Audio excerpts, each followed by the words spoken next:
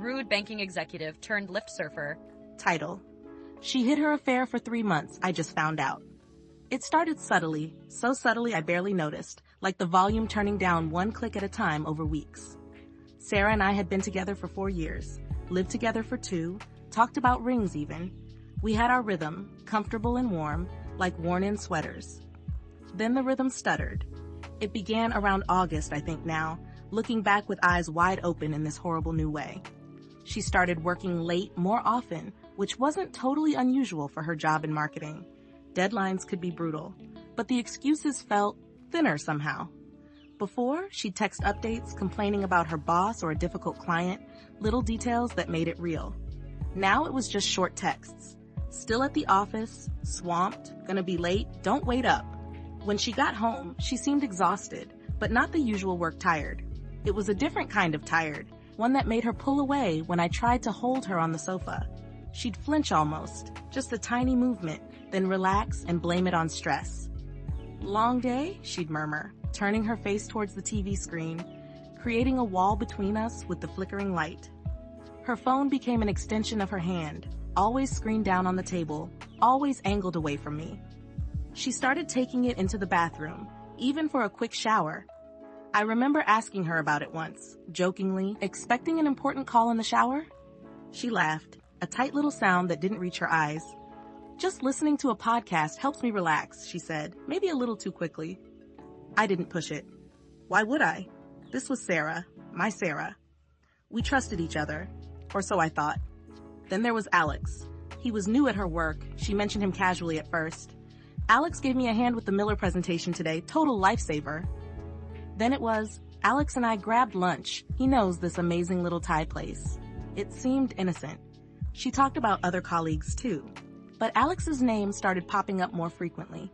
There were inside jokes I didn't understand, quick smiles she tried to hide when his name came up in a text notification. My stomach would do this weird little flip sometimes, a flicker of unease I couldn't quite grasp. I told myself I was being stupid, insecure. She had male friends, I had female friends. It was never an issue. But the distance grew. Our sex life dwindled. When we were intimate, it felt disconnected. Like she was performing intimacy rather than feeling it. She'd often plead tiredness or a headache, rolling over with her back to me. The space between us in the bed felt wider each night. I tried talking to her about it. Is everything okay with us, Sarah? You seem distant lately. She'd look surprised, almost offended. What? No, everything's fine, babe. Just stressed with work, you know how it gets. She'd hug me tight then, maybe kiss me, a gesture meant to reassure, but it felt like checking a box. It didn't feel real. It didn't bridge the gap. I started feeling lonely, even when she was right next to me. I found myself watching her more closely, noticing the way she typed quickly on her phone, and then immediately cleared the screen if I walked into the room, catching snippets of hushed phone calls she'd take out on the balcony, ending them abruptly if she saw me approach. The little twists in my gut became a constant ache. Doubt started eating at me, a nasty little termite chewing away at the foundations of what I thought was solid. I hated feeling suspicious. It felt ugly. It felt like I was betraying her by even thinking these things. The breaking point came last Tuesday. It was nearly midnight. She'd been working late again. I was already in bed, pretending to be asleep. She slipped in quietly, thinking I wouldn't notice. Her phone buzzed on the nightstand beside her. She usually kept it on silent. I saw her grab it quickly, her back to me, but in the dim light from the alarm clock, I saw the screen illuminate briefly as she unlocked it, just long enough to see a name flash at the top of a message preview. Alex, and the first few words, miss you already. Tonight was. The screen went dark before I could read the rest. Something inside me snapped, quietly, coldly. I didn't move, didn't breathe. I lay there, staring at the ceiling, the words burning behind my eyelids.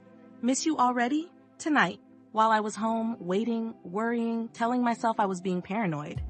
She had been with him. Tonight. And probably many other nights disguised as late work sessions. The next morning felt unreal. I watched her get ready for work, humming softly, acting completely normal, like nothing had happened, like she hadn't just spent the night lying next to me after being with another man. The casualness of it was like a physical blow. How could she do that? How could she look me in the eye? I waited until she was about to leave. My voice sounded strange, hollow even to my own ears. Who were you with last night, Sarah? She froze, her hand on the doorknob. She turned slowly, her face pale. What are you talking about? I was working late, I told you. The lie came out smooth, practiced. Don't lie to me, Sarah. I saw the text. From Alex. Her composure shattered. Tears instantly welled in her eyes, her face crumpled. It wasn't the reaction of someone wrongly accused. It was the reaction of someone caught. It didn't mean anything, she sobbed, the words tumbling out between gasps. It just happened. I was going to tell you, I swear. When? I asked, my voice dangerously quiet. When were you going to tell me? How long has this been going on? She wouldn't look at me. She stared at the floor, twisting her hands. A few months, she whispered, barely audible. How many months, Sarah? I insisted, needing to hear it, needing the full weight of the betrayal. 3, she finally choked out. Since the end of August. 3 months. 3 months of lies. 3 months of fake smiles and hollow reassurances. 3 months of her coming home from him, laying beside me, touching me. Every shared meal, every movie night, every casual conversation over the past 3 months suddenly felt like a scene from a twisted play where I was the only one who didn't know the script. The late nights, the distant behavior, the phone secrecy, the headaches. It all clicked into place with sickening clarity. It wasn't stress, it was guilt, it was deception. She kept crying, saying how sorry she was, how it was a mistake, how stressed she was, how Alex just paid attention to her. Excuses. Reasons that felt like salt in the wound. None of it mattered. What mattered was the calculated deceit. Hiding it for a week is bad. A month is worse. But 3 months? That's a conscious choice made every single day. Every morning she woke up next to me and chose to lie. Every night she came home and chose to lie. I told her to pack a bag and leave. I couldn't look at her. I couldn't breathe the same air. The apartment suddenly felt contaminated. She cried harder, pleaded, but I was numb. The hurt was too deep, a vast chasm that had opened up beneath my feet. She eventually left, leaving behind a silence that was louder than her sobbing. It's been a few days now. I'm staying at my brother's place. I can't be in our apartment. Her things are still there. Everything is still there.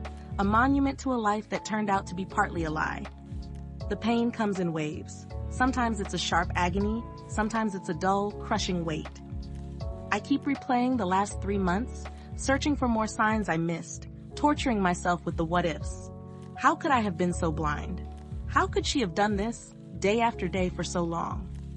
The cheating hurts. Of course it does. But the calculated, sustained deception for 3 months? That feels like a different kind of violation. It feels like it erased everything we had. I don't know how you come back from that. I don't even know if I want to.